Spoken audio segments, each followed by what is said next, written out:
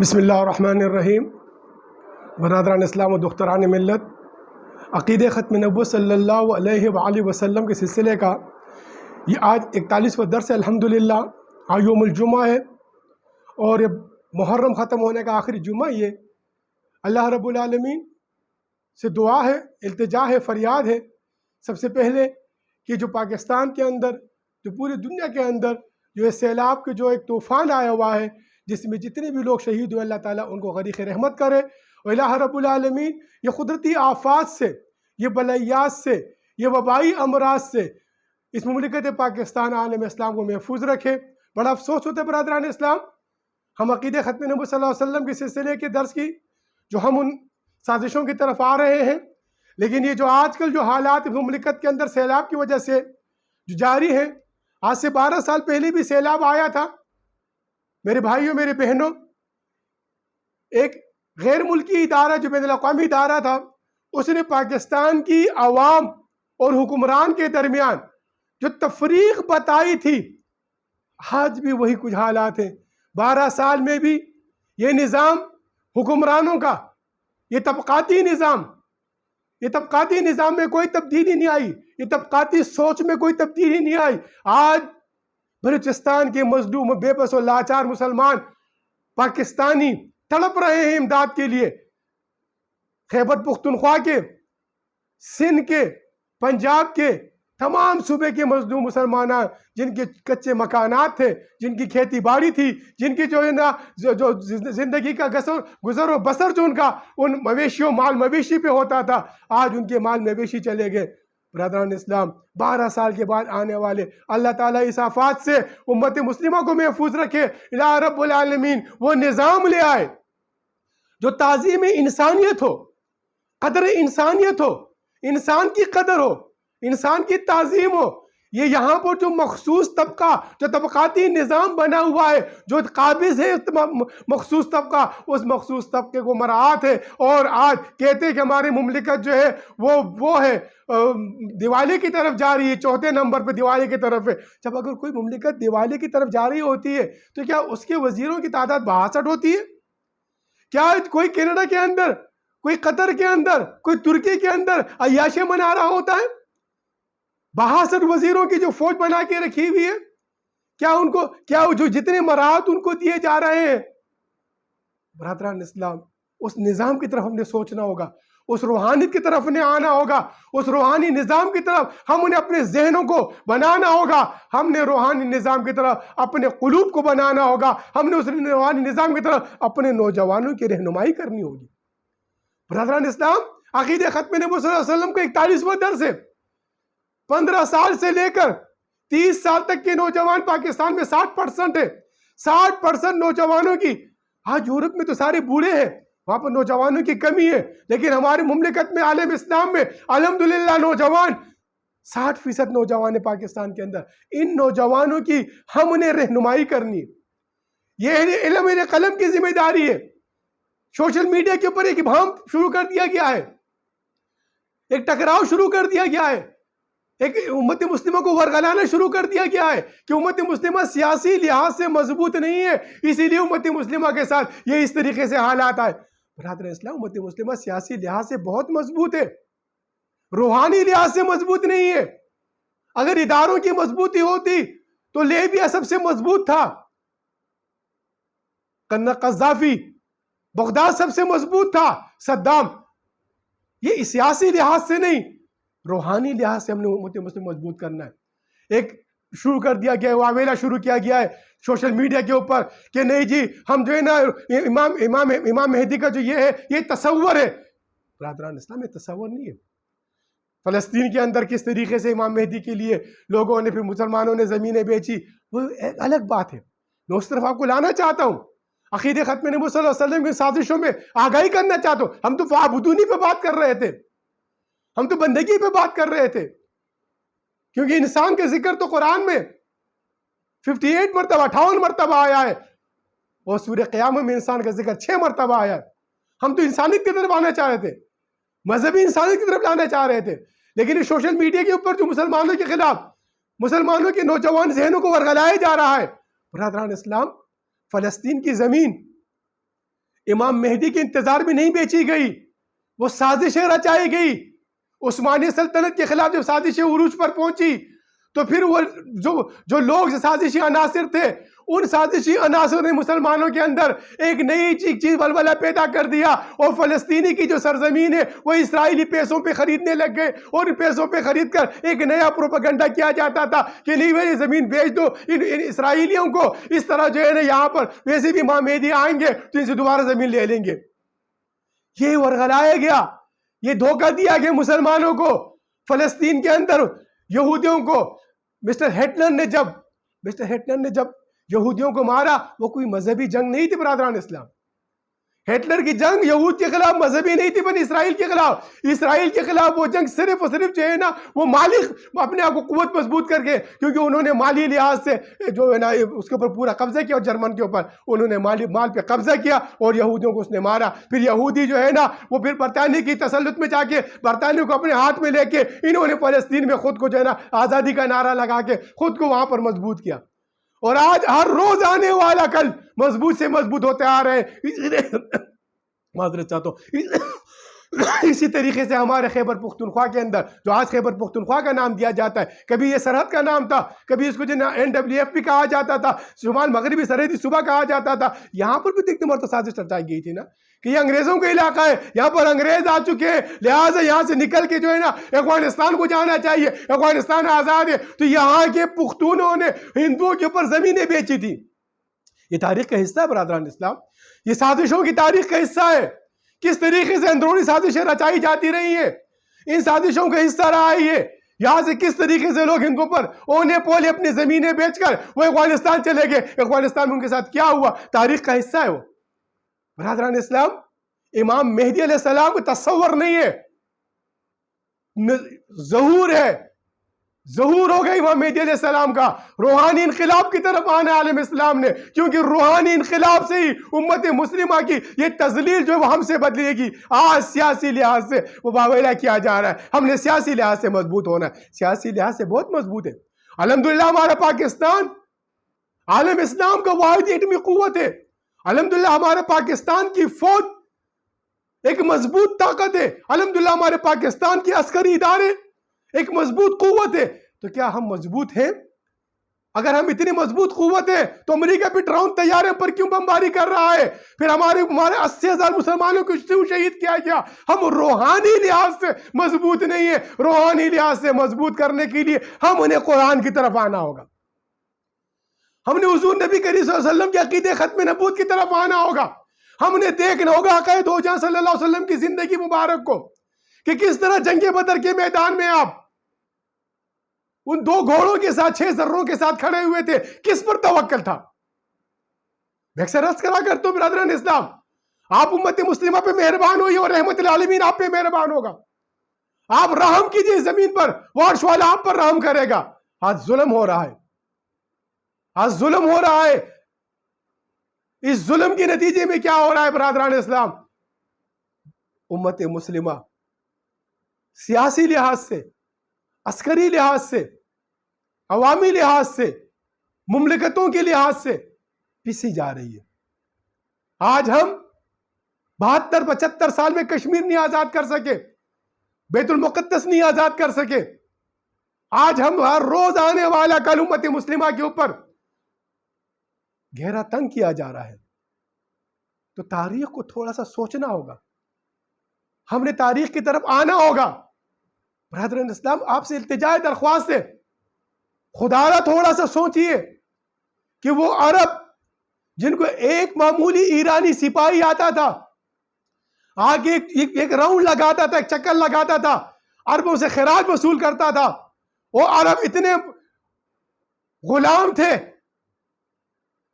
وہ اپنے آپ کو قبائل میں تقسیم سمجھتے تھے، قوت والا سمجھتے تھے، ایک دوسرے کے خلاف دست و گریبان تھے. لیکن وہ ایرانی ایک معمولی سپاہی کے سامنے اپنی بیوی کے زیورات لا کے دے دیتے تھے. لیکن جب حضور نبی کی وسلم تشریف لائے، پھر آپ نے دیکھا نقشہ کس طرح بدلا. تو اسی طرح ہم نے امت مسلمہ نے اس دور اسلام کی نشاط ثانیہ میں اسی طریقے سے حضور نبی کریم صلی اللہ علیہ وسلم کی عقیدہ ختم نبوت پر آپ کے بعد کوئی نبی نہیں، تو ہم نے اپنے آپ کو اسی طریقے سے حضور کا سچا سچا اور پکا عاشق بنا کر اپنے آپ کو اس طریقے کو، اس راستے کو اپنانا ہوگا۔ اسی لیے ہر نماز میں ہم کیا پڑھتے ہیں؟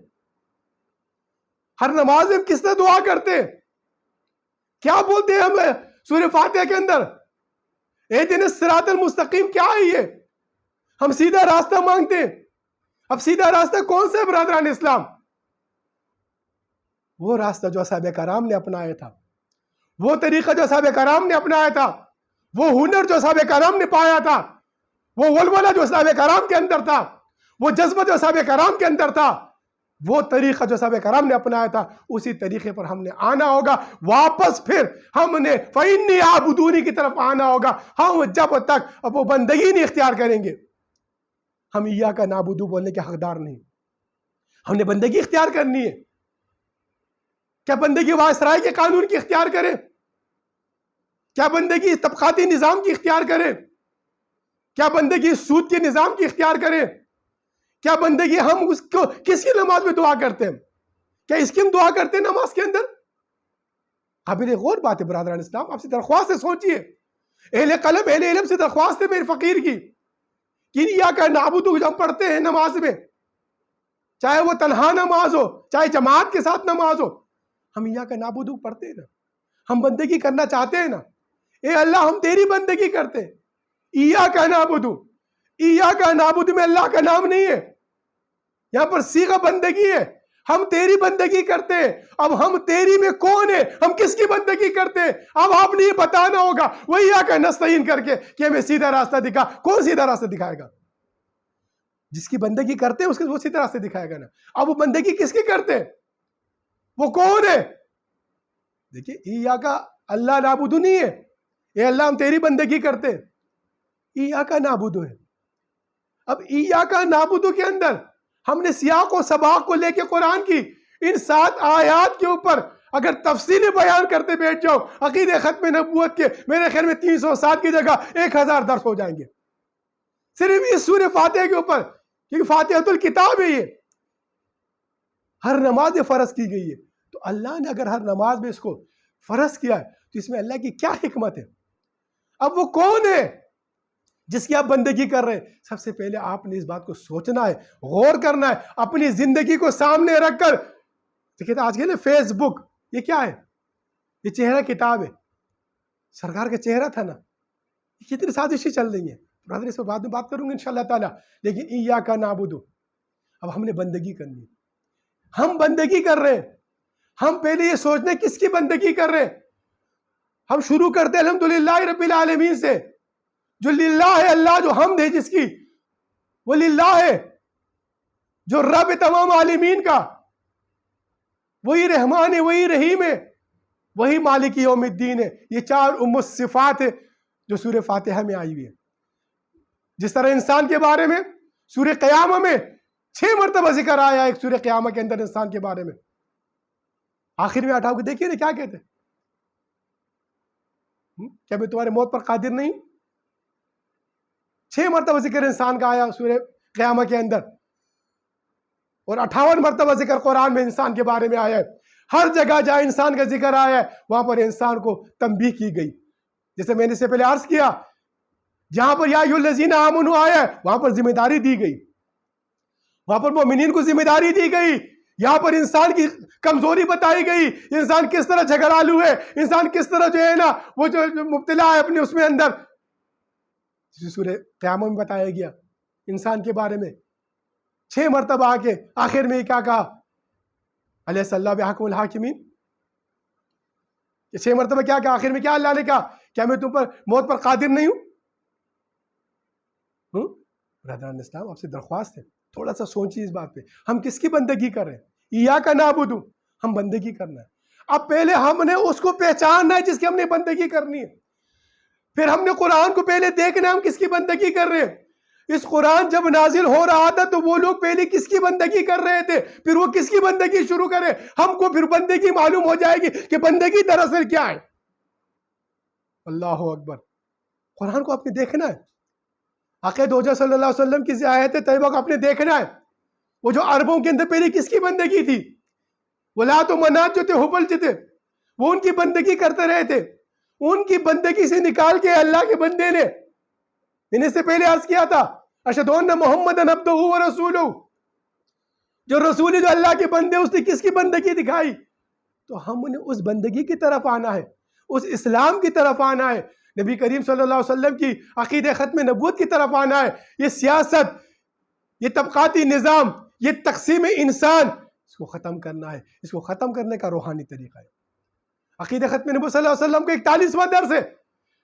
خوش نصیب ہے وہ لوگ جو اس فتن دور کے اندر، اس افراتفری کے اندر، اس فرقوں کی تکفیر کے اندر، ایک دوسرے کی دست گریبانی کے اندر، جو باب الفطر میں جو فتنے بتائے گئے ہیں، اس فتنوں سے بچ کر اللہ اس کے رسول کی ہم کو قائم کرنے کے لیے، حضور نبی کریم صلی اللہ علیہ وسلم کے وعدے تغز الہند کو تکمیل تک پہنچانے کے لیے اپنی جان و مال سے تیار کھڑے۔ کیا آپ کھڑے ہوئے؟ آئیے برادران اسلام، میں نے عرض کیا اس سے پہلے نیت کیجئے، انما الاعمال بالنیات، آپ نیت کیجئے کہ ہم اس فرقہ پرستی سے نکل کر امام مہدی علیہ السلام کے لشکر کے سپاہی بن کر اپنی تمام تر صلاحیتیں حضور کی حمد و ثنا میں لگائیں گے۔ آپ کی ایک پلنگ پر آئی ہوئی موت بھی اللہ شہادت پہ قبول کرے گا۔ انما الاعمال بالنیات، نکلی جی ان فتنوں سے، نکلی جی ان فرقوں سے، اللہ کی رحمت کی طرف آئیے۔ وہ رحمان الرحیم ہے، وہ مالک یوم الدین ہے۔ ہم نے حساب کتاب کرنا ہے، اس کے سامنے پیش ہونا ہے، اس کے دربار میں پیش ہونا ہے۔ کرام کاتبین بیٹھے ہوئے ہیں، وہ سب کچھ لکھ رہے ہیں، آپ کے ہر اعمال کو لکھ رہے ہیں۔ یاد رکھیے، سیاسی قوت، سیاسی طاقت، سیاسی جو معاملات ہیں، وہ امت مسلمہ کو اس زمین کے اوپر اس طرح سرخرو نہیں کر سکتے جس طریقے سے روحانی طریقے کر سکتے ہیں۔ ہم نے روحانیت کی طرف آنا ہوگا۔ اصحاب کرام روحانی طریقے سے نکلے، عملی میدان میں نکلے، حضور نبی کریم صلی اللہ علیہ وسلم کی ذات پر اندھا اعتماد کر کے نکلے۔ جنگ بدر میں 313 کھڑے ہوتے، سامنے کے لشکر کو نہیں دیکھتے کہ وہ تو اتنا بڑا جراح لشکر ہے۔ یہ وہ لوگ تھے جنہوں نے صحابہ کرام کو مکہ سے نکالا تھا، یہ وہ لوگ تھے جنہوں نے صحابہ کرام کے ساتھ زیادتی و ظلم کیا تھا، یہ وہ لوگ تھے جنہوں نے شعبہ ابی طالب صحابہ کرام کو بند کیا تھا، لیکن اس کے باوجود وہ خوف کو ختم کیا۔ اللہ کی ہم کو قائم کرنے کے لیے، حضور نبی کریم صلی اللہ علیہ وسلم کی ہم کو قائم کرنے کے لیے صحابہ کرام نے اپنے دل سے انسانوں کا خوف نکالا، اللہ کی حب کو، اللہ کے نبی کی محبت کو اپنے اوپر حاوی کیا، سامنے والی طاقتوں کو۔ ان شر الدواب عند اللہ الذین کفروا فہم لا یؤمنون، یہ تو جانور ہے، یہ تو ایمان نہیں لایا ہے۔ 5 سال کا بچہ بڑی سی بڑی بیل کو نکیل ڈال کے لے کے چلے جاتا ہے، تو برادران اسلام آپ تو ایمان والے ہیں، یہ جانور ہے، ان جانوروں کو نکیل ڈالا۔ ہاں البتہ ایک طریقہ ہے، جانوروں کو جنگل سے لانے کا، پکڑنے کا اپنا طریقہ ہے۔ وہ ہنر فقیر آپ کو سکھاتے ہیں، وہ ہنر آپ کو درباروں میں نہیں ملے گا، وہ آپ کو فقیروں سے ملے گا۔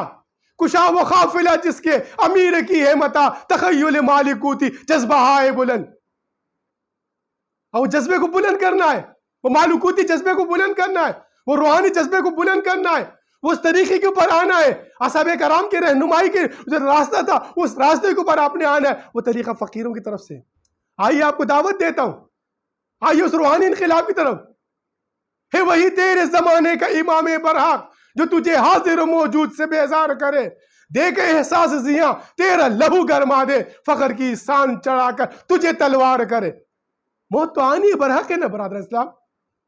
آپ نے دیکھا سیلاب میں کس قدر جانی مالی نقصان بھی ہوا نا، کس قدر جانی مالی نقصان ہوا۔ موت نے تو ایک دن آنا ہے، وقت مقرر ہے اللہ کی طرف سے۔ اگر یہ موت اللہ اس کے رسول کے لیے ہو جائے تو یہ اللہ تعالیٰ اس کو شہادت کا مرتبہ عطا کرتا ہے۔ الہ رب العالمین امت مسلمہ کو روحانی انقلاب کی طرف لائے، ان سازشوں سے چھٹکارا دلائے جو آج سوشل میڈیا پر بیٹھ کر امت مسلمہ کے نوجوانوں کو گمراہ کیا جا رہا ہے، روحانیت سے ہٹا کر ان کو مادیت کی طرف لایا جائے۔ افسوس کی بات ہے، مادہ تو جسم ہے، آج میں بات کر رہا ہوں آپ سے، لیکن جب روح پرواز کر جائے تو جسم تو خاکی ہے، ختم ہو جاتا ہے۔ جس پر نور محمد کا روغن چڑھانا ہے، روحانیت کی طرف آنا ہے۔ میرے تمام تر امت مسلمہ کے اہل قلم سے، اہل علم سے درخواست ہے، آئیے روحانی انقلاب کی طرف امت مسلمہ کی رہنمائی کریں۔